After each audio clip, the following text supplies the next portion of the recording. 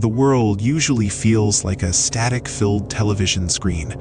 Everyone is moving, shouting, and living in high definition, while I'm stuck in a low-contrast sketch. I watch the dust motes drift in the golden afternoon light, envying how they can just exist without having to say a single word to anyone. Ren, hey, wake up from your daydream. The festival committee is absolutely drowning in paperwork and logistics, and I know for a fact that you're just sitting here staring at the horizon. You're free, right? Of course you are. Come on, help a girl out before I lose my mind. I'm always free, Sakura. That's the problem with my life. There's too much empty space, and I don't know how to fill it without making a mess. Being busy just feels like a way to ignore the fact that the silence is louder than any festival could ever hope to be. Then come with me right now. We'll find a way to make you look so busy that the silence won't be able to catch up to you. I'm not letting you rot in this corner for another second. The world is waiting for you, even if you're not waiting for it. Look at that.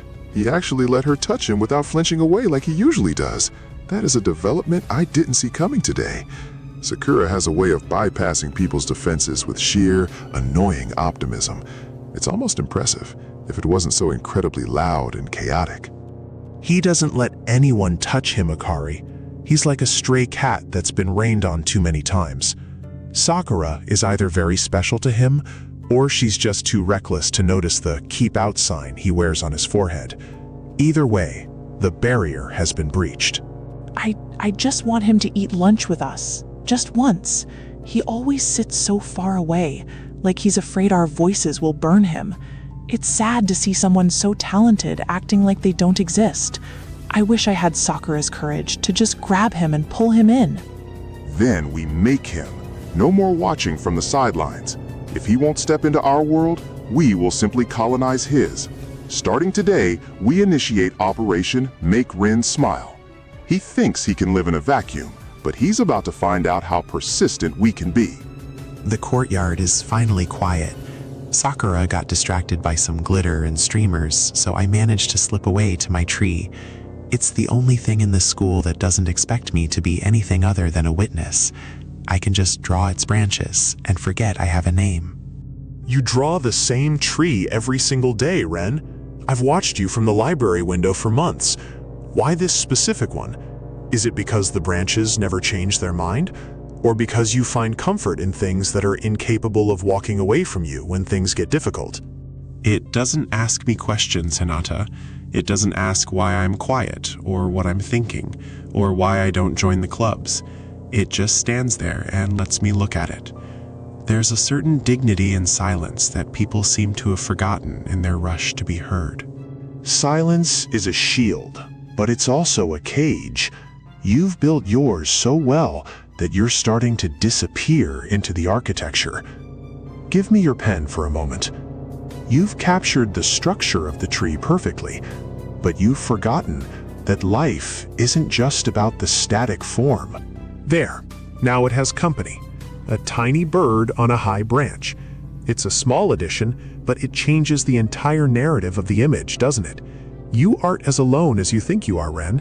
Like it or not, people are going to start landing on your branches.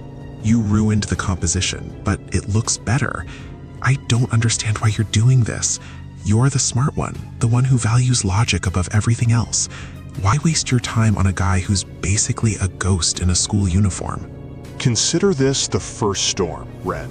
My storm.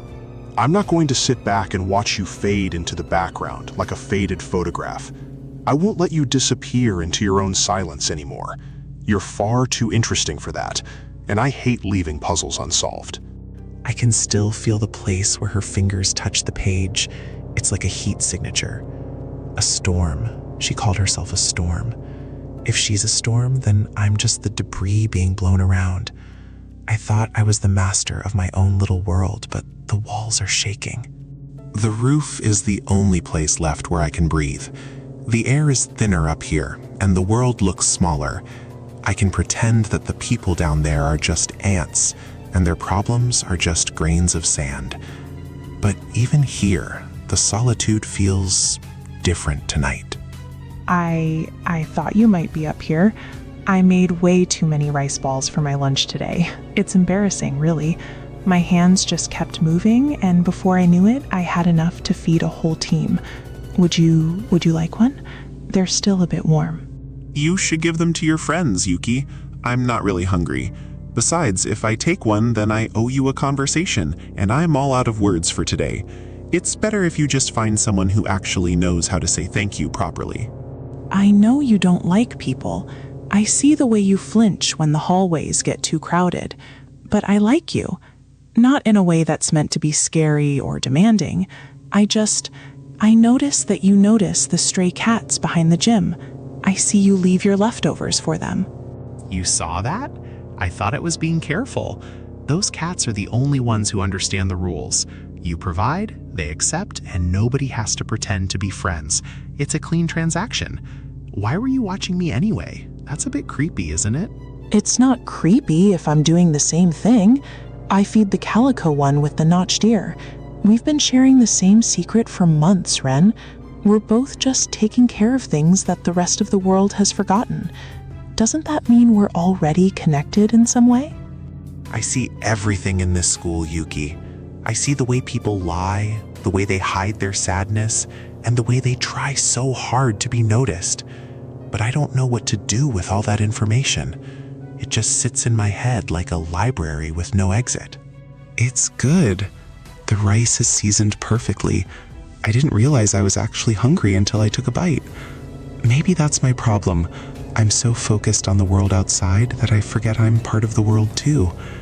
Thank you, Yuki, for the food and for the cats. He said it was good. He actually said it. This is my storm. It's not loud like Sakura's or sharp like Hinata's, but it's real. I'm going to keep bringing him rice balls until he doesn't have to look at the ground when he talks to me. The sun has gone down, and the school is an empty shell. I should go home, but the thought of that quiet apartment feels even heavier than the school halls.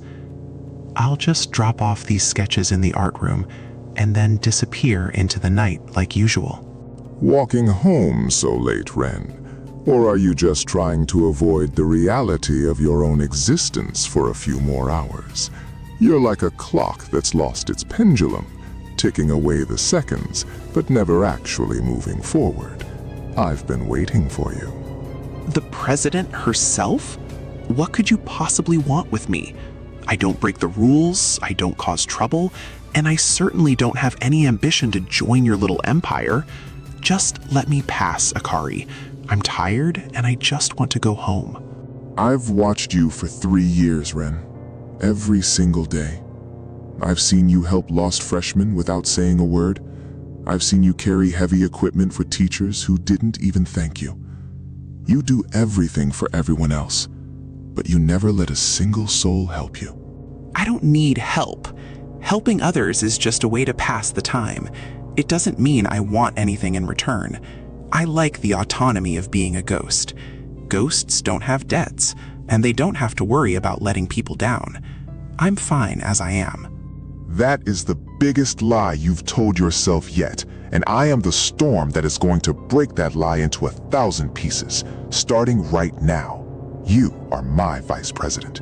No debates, no excuses, and absolutely no refusal. You're coming into the light, whether you're ready or not. You can't just decide that. I have a life.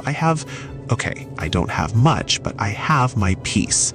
You're just going to use me to do the paperwork you're too bored to finish? This isn't an appointment. It's a kidnapping of my free time. I said no refusal. I'll see you here tomorrow at 7 a.m. sharp for our first briefing. Don't even think about skipping out. I have your home address, and I'm not afraid to use it. Welcome to the team, Ren. Try not to look so terrified. It's bad for morale. She's insane. They're all insane. My quiet little world is being torn apart by 4 different girls who don't know the meaning of the word no. I feel like I'm standing in the middle of a hurricane, and the rain hasn't even started falling yet. Wait, it is raining.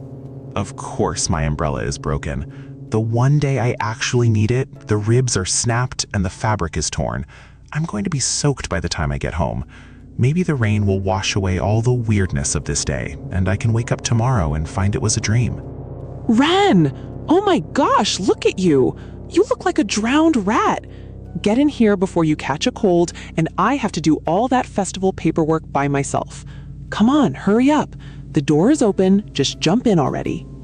Sakura, what are you doing out this late? And why is your family's van smelling like cinnamon and yeast? I don't want to get your seats wet. I'm literally dripping. Just go on ahead. I can walk. I'm already as wet as I can get.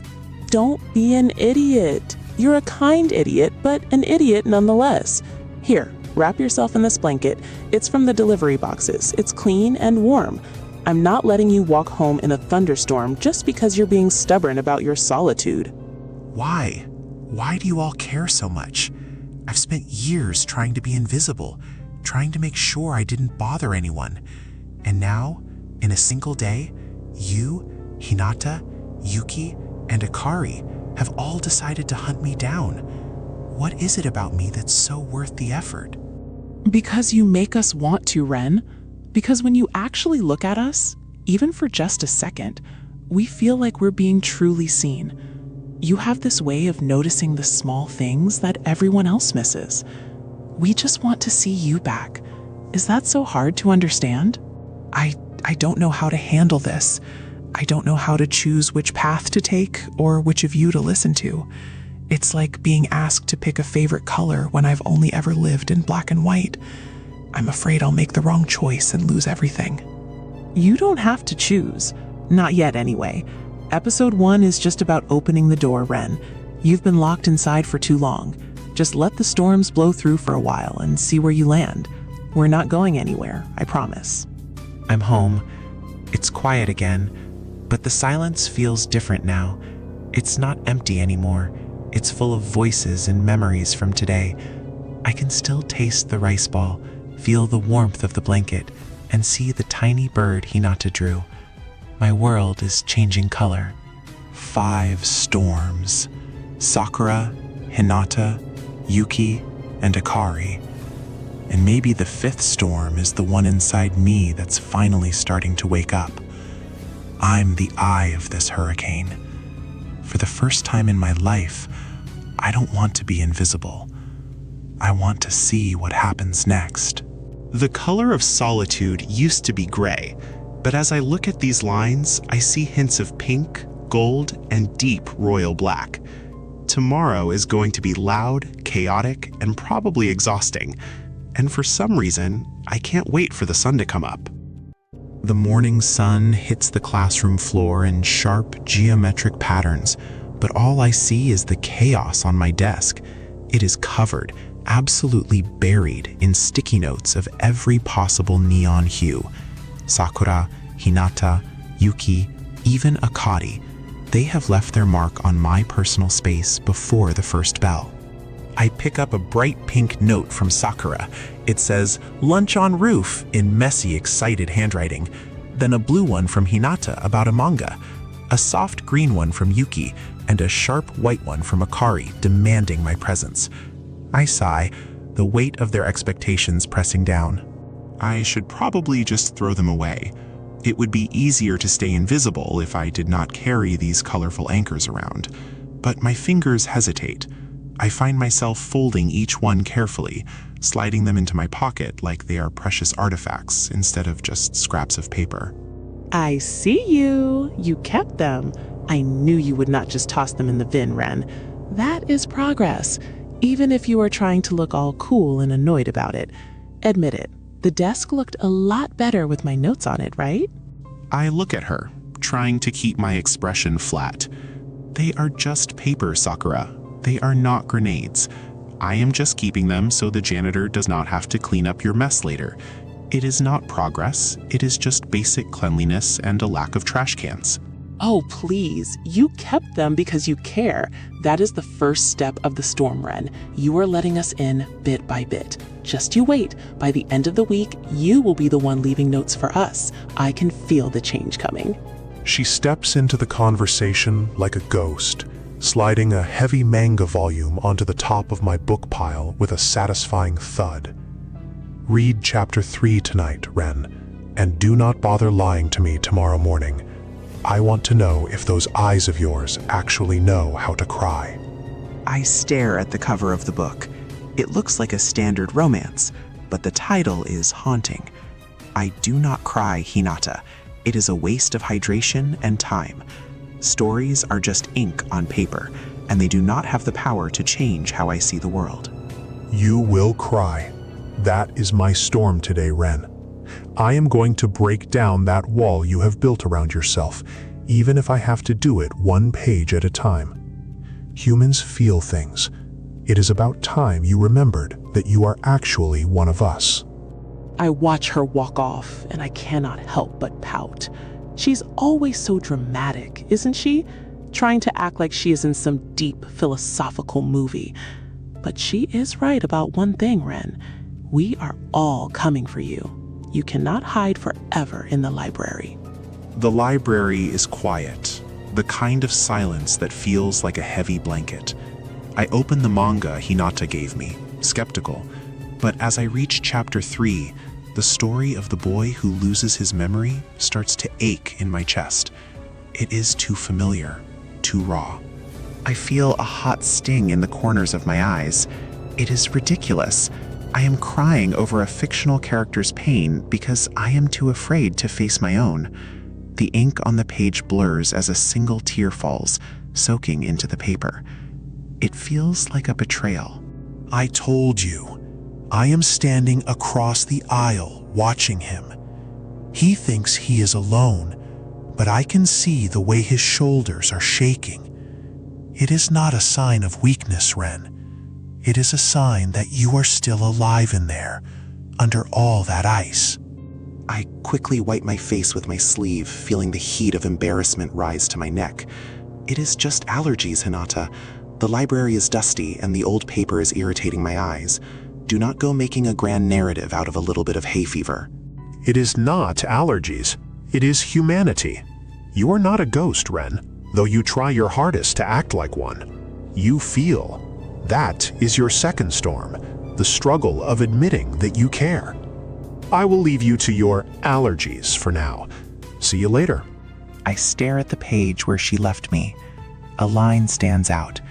To love is to remember pain. I pull out my sketchbook and write it down. Maybe she is right. Maybe the reason I stopped feeling was because I did not want to remember how much it hurt. The afternoon sun is warmer now as I head toward the garden. I see Yuki there, small and focused, surrounded by mounds of earth and young sprouts. She looks like she belongs there, rooted in the earth, while I am just a leaf blowing in the wind. I do not say anything at first. I just kneel down beside her, the cool dampness of the soil seeping into my jeans. I start to dig, my hands mimicking her movements. It is the first time I have ever volunteered to help anyone with anything. It feels strange. You actually came. I thought you would just walk past like you always do. I was prepared to be alone again today, just me and the flowers. But you are here, and you are helping. My heart is beating so fast right now, I can barely breathe. I keep my eyes on the dirt, unable to look at her directly. You looked lonely, Yuki. That is all. I do not have anything better to do with my afternoon, so I figured I might as well make myself useful instead of just wandering the halls like a shadow. But you are always lonely too, aren't you? That is what I noticed about you from the very beginning. So, if we are both here, working together, does that mean we are lonely together? It does not feel quite as heavy when there is someone else nearby. I pause, the trowel halfway into the earth. I look at her, really look at her for the first time. The way the light catches the stray hairs on her head, the genuine kindness in her eyes. Yeah, I guess we are lonely together. That sounds acceptable. She hands me a small, dark seed. It looks insignificant, but she holds it like it is a diamond. Plant this, Ren. When it finally blooms into a flower, that will be my storm. It will mean that you stayed long enough to see something grow. I take the seed and press it into the hole I dug. It is a small commitment, but it feels massive. As I cover it with earth, I feel a sudden, awkward urge to comfort her. She is crying, but they look like happy tears this time. I do not know what to do. My hands are dirty, and my social skills are non-existent. I reach out and pat her on the head, as if she were a lost kitten. It is clumsy and probably weird, but it is the only way I know how to reach out. I cannot help but laugh through my tears.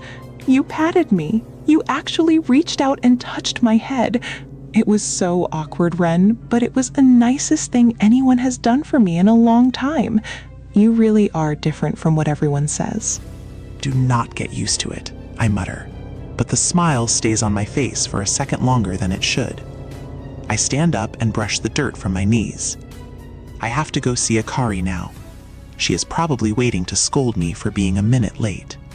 The student council room is organized chaos. I am sitting behind a mountain of forms, and Ren is finally here. I do not give him time to sit down before I start. We need a festival booth, Ren. I have decided on a themed cafe, and you are going to be our head waiter. I stare at her, horrified. I do not talk to people, Akari. I barely talk to the four of you. Putting me in a waiter uniform and making me take orders from strangers is a recipe for a complete and total disaster. Find someone else who actually enjoys being looked at. Then you will learn to talk. I am not asking for your permission, Ren. I am telling you what is going to happen. You have a presence that people are drawn to, even if you try to dampen it.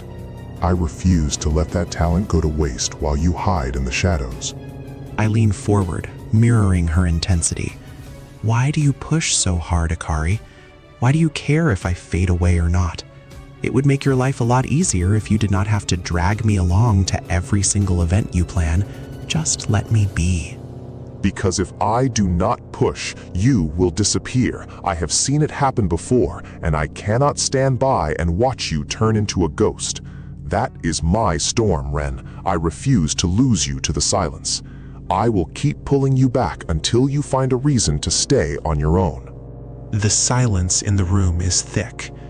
I see the flicker of real fear in her eyes, and it softens my anger. Fine, I will do the cafe. But there is a catch. You have to wait tables too. If I am going down, I am taking the president with me. I blink, then a slow, triumphant smile spreads across my face. Deal. I can handle a few trays and some hungry students if it means getting you into that uniform. You have no idea what you have just agreed to, Ren, but I am glad you did. The sun is setting as I reach the rooftop. I did not expect to see all 5 of them there, waiting for me. They look like a painting against the orange sky. I pull my sketchbook out, feeling the weight of the secrets I have been keeping inside it.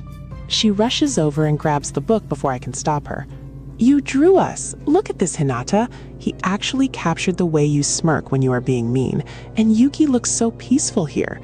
Ren, these are incredible. Why didn't you show us sooner? I shrug, trying to hide my pride. You all keep drawing yourselves into my life anyway. I figured I might as well capture the images before they change. It is easier to deal with you when you are just lines and shading on a piece of paper.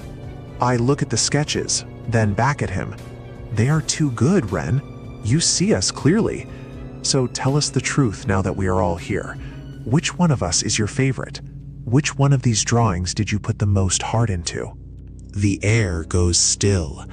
I close the book firmly, taking it back from Sakura's hands. My favorite? That is easy. The one who stays when the storm finally passes. That is the only one who matters. I turn and walk toward the stairs, leaving them in silence. I watch him go, my heart racing. He did not choose any of us. He just threw down a challenge. He wants to see who will stick by him when things get truly difficult. Well, he has no idea how stubborn we can be. This is only the beginning. That is even worse than him picking someone. It means every single day is going to be a battle. We have to fight harder now, girls. I am not losing to any of you, and I am certainly not letting Ren slip back into his shell. Game on. I smile, watching the stairs where he disappeared. Good. Let the storms rage. It is better than the boring clear skies we had before he started noticing us. Ren is finally waking up, and I am going to be the one who keeps him awake. I pause at the bottom of the stairs and look back just once. My heart is pounding in my chest, a feeling I have suppressed for years. I am stared. I am terrified of what they are doing to me. But for the first time, I am still here. Episode 2. They finally cracked the shell. They found the parts of me I thought were buried forever. But as I walk home, I cannot help but wonder, do I actually deserve this? Can a person like me ever truly belong in their world?